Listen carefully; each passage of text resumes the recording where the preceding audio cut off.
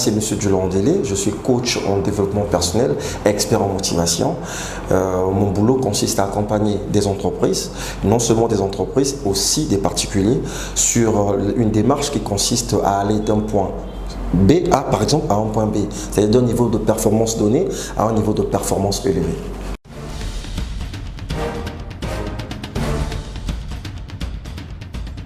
Alors pour commencer à la base, je suis un entrepreneur, comme tout jeune d'ailleurs. Je vais essayer de faire simple, enfin, on va briefer un peu mon histoire parce que ça peut prendre toute une journée. Après le bac, je suis à l'université et ayant connu certaines difficultés financières, et c'est là où je prends la décision d'entreprendre quelque chose. Donc au départ c'était dans l'informel, je vendais des parfums. Et c'était un commerce ambulant, je mettais un sac sur mon dos et voilà, on faisait comme ça, histoire de gagner quelque chose. Déjà à cet instant, j'avais un mentor, j'avais un coach en fait. Bon, entre guillemets coach parce que c'était pas son métier, mais c'est quelqu'un qui m'a orienté. Donc un ami qui réussissait, qui m'a expliqué comment s'y prendre. Et déjà à cette époque, je te dis déjà que 100 000 francs pour moi, c'était une somme astronomique. Parce que la plus grosse somme que j'ai touchée de ma vie, jusqu'en terminale, c'était 30 000 francs. Donc j'avais un ami qui lui avait déjà touché 1 million. Et c'est cet ami-là qui m'a initié dans le parfum. Et j'ai commencé avec 20 000 francs. Et je peux dire, l'homme que je suis aujourd'hui, l'investissement de départ, c'est 20 000 francs. Maintenant, comme c'est quelque chose que je réussissais dessus, et après, il y a eu des gens qui ont commencé à m'apprécier. Et de fil en aiguille, j'ai commencé à prodiguer des conseils. Et de ces conseils-là, je me suis dit, mais pourquoi pas parler à un grand nombre de personnes qui pourront aussi s'aventurer dans ce chemin-là. Et donc voilà un peu de façon simple, qu'est-ce qui m'a poussé à faire ce métier de coaching.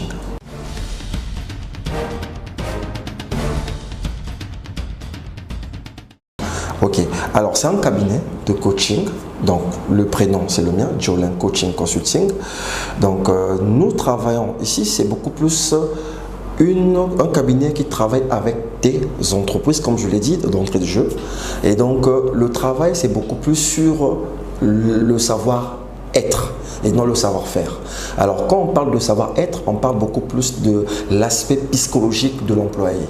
Parce que le savoir-faire, c'est beaucoup plus tout ce qui est orienté technique. Or, il est démontré que pour réussir, on a besoin d'un apport de 80% au niveau mental et 20% au niveau physique ou au niveau pratique. Alors nous travaillons sur cette partie qui représente la grande, enfin sur le côté qui représente la grande partie de la réussite. Donc le mental de la personne. Parce que vous n'êtes pas sans ignorer que c'est pas toujours c'est pas que les gens ne connaissent pas ce qu'il faut faire. Mais le problème c'est qu'ils ne font pas ce qu'ils doivent faire pour avancer. Mais pourquoi ils ne le font pas? C'est parce qu'au niveau mental, ils ne sont pas aguerris. Je prends l'exemple des affaires. On peut vouloir se lancer dans les affaires. Vous avez un ami qui réussit dans le domaine de taxi. Il vous en parle. Il vous dit que voilà, le taxi, c'est un bon business. Et tout de suite, vous voulez vous lancer dedans. Parce qu'on vous parle de 17 000 francs le jour, 15 000 francs. Ça séduit. Mais on ne vous a pas dit les difficultés inhérentes à l'activité. La persévérance, les problèmes liés à la gestion du chauffeur. Ça, on ne vous dit pas. Mais si vous n'êtes pas préparé dans votre tête et que lorsque surviendront les premières difficultés, si vous n'êtes pas prêt dans votre tête, vous abandonnez. Donc nous, on travaille beaucoup plus de ce côté-là pour essayer de faire à ce que la personne performe.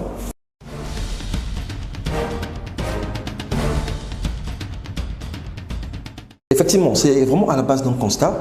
Bon, le premier constat, moi, c'est à titre personnel, hein, ça n'engage que moi. J'aime toujours dire que je ne peux pas avoir raison sur tout, parce que je ne crois pas tout connaître non plus. Je suis dans un process d'apprendre. Et je pense que le combat que je mène, c'est un combat contre des idées reçues. Ce que j'appelle les idées reçues, je suis congolais comme vous, et le constat amer que moi j'ai fait, je remarque que les gens n'évoluent pas. Les gens souffrent tout simplement parce qu'ils sont attachés à des croyances qui, à mon sens, sont absurdes. Par exemple, les croyances sur la sorcellerie. Par exemple, les croyances sur pour réussir, il faut être franc-maçon. Vous voyez, on a tellement des idées reçues sur certaines choses qu'on n'avance pas. Moi, personnellement, je ne crois pas au mystique. Ça n'engage que moi. Donc, je suis de ceux qui croient que l'homme est responsable de ce qu'il fait. Que ça ne réussit pas, c'est moi. Que ça marche, c'est moi. Donc, partant de cet état d'esprit-là, j'aimerais bien communiquer ça aux autres. pour leur faire comprendre qu'ils sont maîtres de leur vie. Les rênes de leur vie sont entre leurs mains. Ils peuvent bien faire des choses. Parce que tu ne peux pas avancer dans la vie à partir du moment où tu commences à croire que ta réussite est contrôlée par une force externe.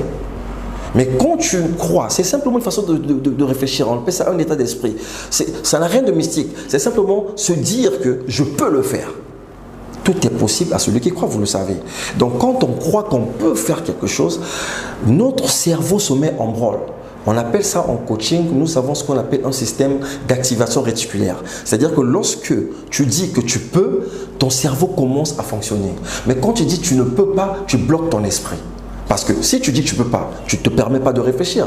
Aider en fait les gens dans ce sens-là, ça c'est un peu la base. C'est sortir les gens de ces concepts-là, de croire qu'on ne peut pas faire des choses parce qu'il y a quelqu'un qui a fait ceci, parce qu'il y a le gouvernement, parce qu'il y a ceci. C'est mettre les gens devant une réalité comme quoi ils peuvent faire quelque chose, que personne au monde ne peut vous empêcher de réussir, sinon que vous-même.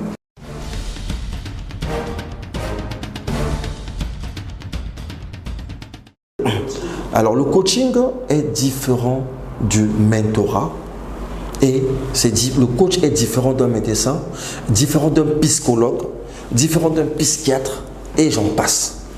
C'est quoi la différence? Un médecin te donne un remède, il te donne un médicament, il te donne ce qu'on appelle des cachets, je ne sais pas, peu importe le terme que vous allez utiliser. Un psychiatre, c'est quelqu'un qui essaie de remédier à un problème. Mais un coach, c'est un accompagnateur. Un coach fait de l'accompagnement.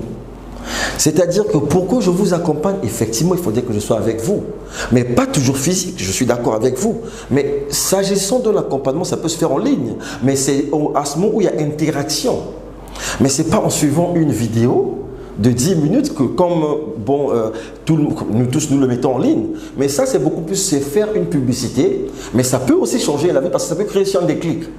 Mais se faire coacher, c'est avoir une personne à côté de vous qui vous accompagne vers votre objectif. Parce que accompagnement, c'est quoi? Si je vous accompagne, qui connaît la destination? C'est vous.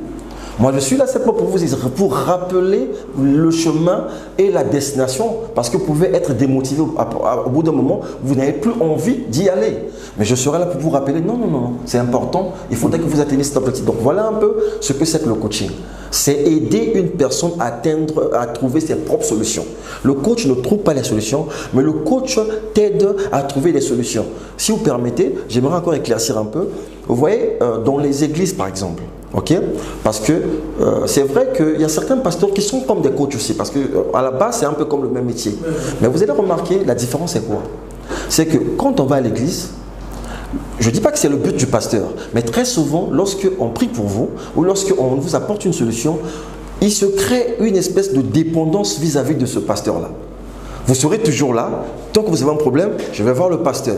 Mais le coaching, c'est quoi? Le principe du coaching, c'est que lorsque je vous aide à trouver vos solutions, le but, c'est de me débarrasser de vous. C'est de vous emmener à réfléchir par vous-même. Parce que le coach échoue lorsqu'il trouve un client et il fait de ce client-là un client à vie, quelqu'un qui l'appellerait tout le temps qu'il aura un problème. C'est-à-dire que son coaching a échoué. Contrairement aux églises, nous allons tout le temps parce que nous croyons trouver des solutions auprès de ces hommes que nous appelons spirituels. Mais le coaching, le but, ce n'est pas d'attacher l'individu à nous, c'est d'emmener l'individu à grandir et à évoluer par lui-même.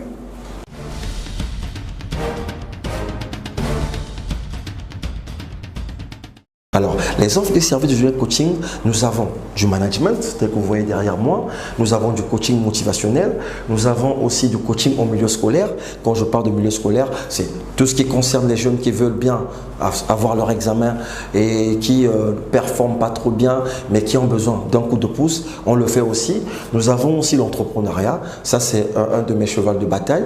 Nous avons aussi life coaching. Life coaching, c'est exclusivement le coaching c'est comme le dit le mot, coaching de vie. Et donc là, c'est travailler avec des particuliers, avec des individus sur des aspects, on va dire, généraux de leur vie. Pas seulement les finances, mais c'est aussi les aspects relationnels. On a les aspects de la famille et donc un peu de façon générale.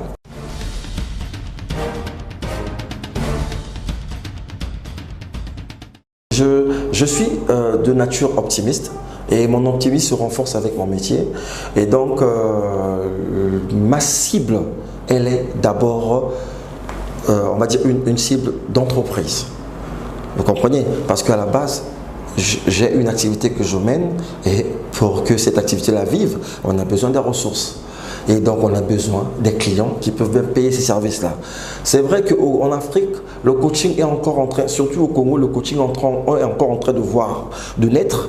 En Afrique de l'Ouest, c'est déjà le top, mais ce n'est pas facile que quelqu'un paye une certaine somme, par exemple d'1 million pour des séances de coaching. Bon, les gens ne comprennent pas encore la portée de cela. Alors voilà pourquoi on s'oriente d'abord vers les entreprises. Donc un secteur qui est d'abord porteur, qui crée de la richesse, et ce sont ceux-là qui payent nos services pour l'instant. Mais sinon notre cible est beaucoup plus générale.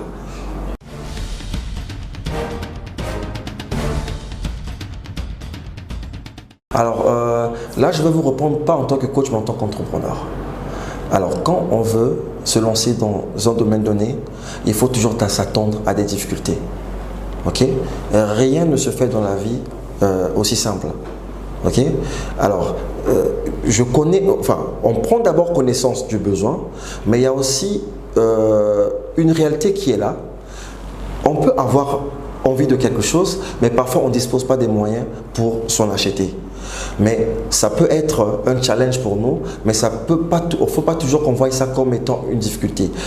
Le problème est là, c'est vrai qu'au Congo, le pouvoir d'achat est ce qu'il est, mais je crois que de notre côté, comme je vous l'ai dit, avec les entreprises, notre structure peut bien fonctionner, même si sur le côté individuel, on bat encore un peu de l'aile, mais beaucoup plus les entreprises qui peuvent faire à ce que notre structure puisse vivre.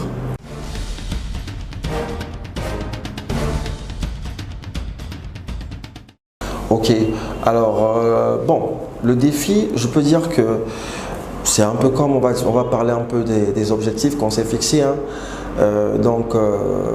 Pour moi, si déjà à l'horizon 2025, on peut déjà coacher 5000 personnes, ça peut représenter une réussite. Quand je dis 2025, à raison donc de 1000 personnes par an. Ça peut déjà être une réussite. Bon, les défis, c'est quoi? C'est simplement essayer de mettre en place quelque chose qui est déjà là, mais de prendre conscience qu'il y aura des challenges. On ne peut pas traverser une rivière dans la pensée, mais il faut d'abord se mettre à l'eau, et c'est à ce moment-là que tu vas rencontrer des crocodiles. Et c'est une fois que tu rencontreras des crocodiles que tu vas réfléchir comment faire pour essayer de les éliminer. Donc les défis, pour l'instant, je ne sais pas. Je ne peux pas les identifier, puisque c'est au fur et à mesure que nous évoluons que nous rencontrons ces choses-là.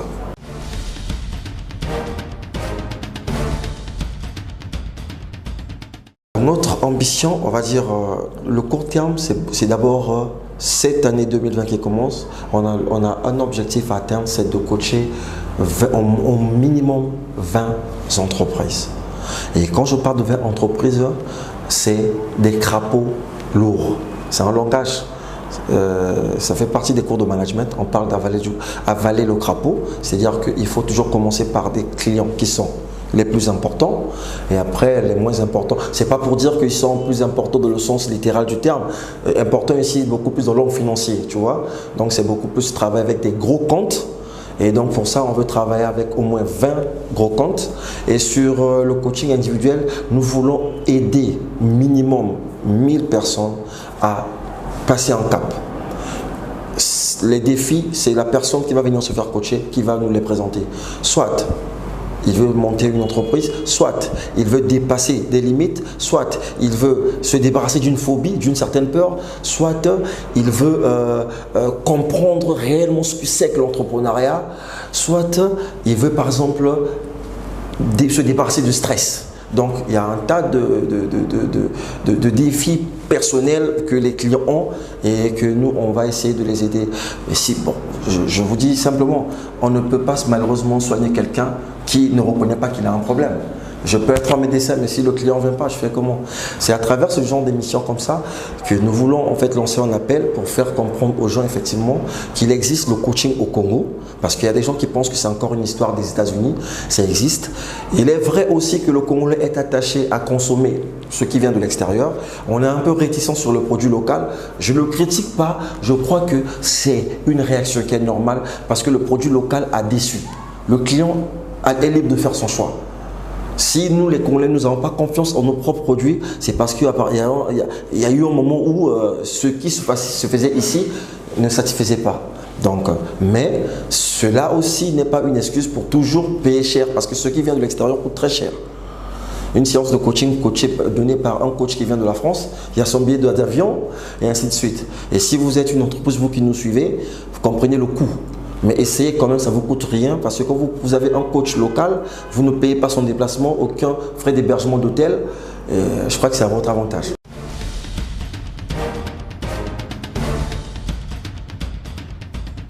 Alors le message est très simple. Premièrement, c'est un message que j'adresse aux étudiants parce que c'est eux qui sont déjà à la porte de l'emploi et l'avenir de demain.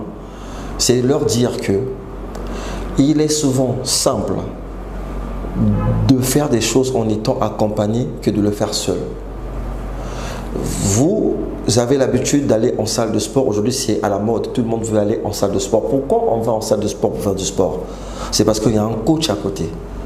C'est parce que même si vous achetez le matériel à la maison, trouver la motivation de le faire tout le temps. Je connais des gens qui ont toute une salle de sport, de gym dans leur maison, mais c'est rempli de toiles d'araignée. Donc lorsqu'on est accompagné, c'est bon. Donc pour les étudiants, ça ne coûte pas cher. Prenez le temps de vous informer. Être étudiant ne consiste pas seulement à lire tout ce qui est en relation avec l'école, avec votre domaine. Non, être étudiant, c'est avoir un esprit ouvert, se cultiver. On ne lit pas seulement ce qui est en rapport avec l'école. C'est aussi comprendre qu'on peut se développer. Et nous, notre base, c'est le développement personnel.